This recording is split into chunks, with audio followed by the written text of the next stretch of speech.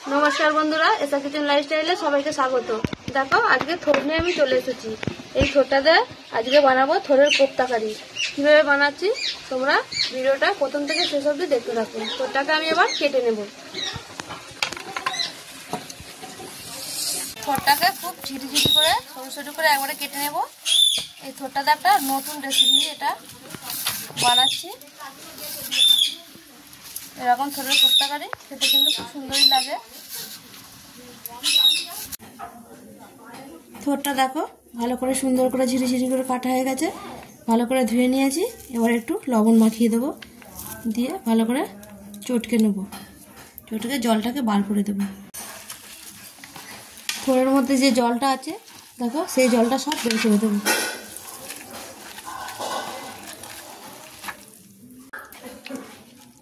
দেখো যে জলটা থোরের মধ্যে ছিল আমি নিচুড়ে ভালো করে জলটা ফেলে দেব।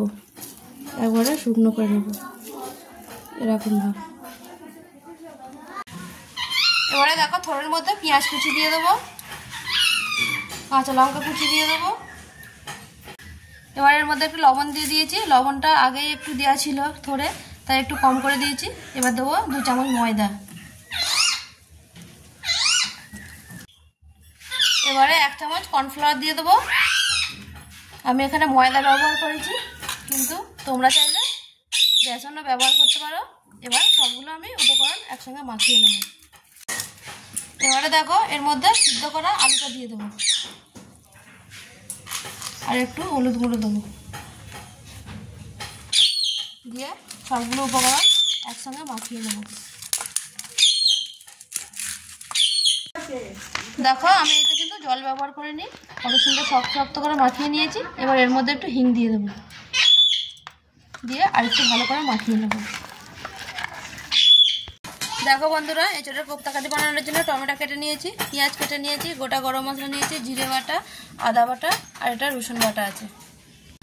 থোরের কোপ্তাগুলো ভেজে নেব। এবার কড়াই সরষের তেল দিয়ে দিয়েছি, এরকম ছোটো ছোটো করে ভেজে নেব।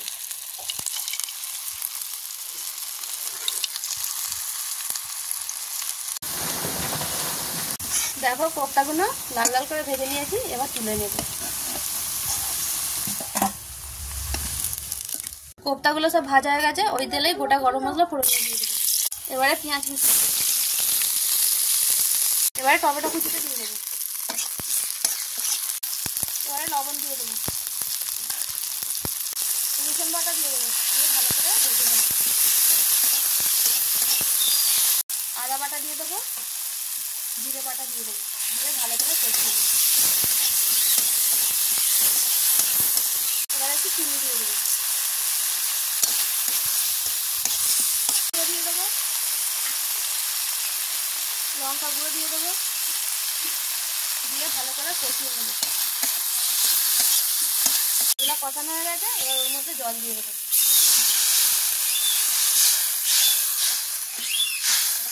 গ্রেভিটা ফুটে গেছে, এবার ভেজে রাখা কোপ্তাগুলো দিয়ে দেবো। দেখো বন্ধুরা আমার থোরের কোপ্তা কারি রেডি হয়ে গেছে, এবার নামিয়ে দেবো। দেখো বন্ধুরা আমার থোরের কোপ্তা কারি রেডি হয়ে গেছে।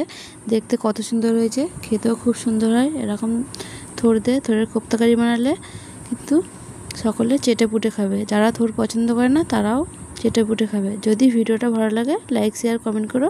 আর যারা ফেসবুক থেকে দেখো তারা আমার চ্যানেলটাকে ফলো করে নিও। আর যারা ইউটিউব থেকে দেখো তারা আমার চ্যানেলটাকে সাবস্ক্রাইব করে নিও।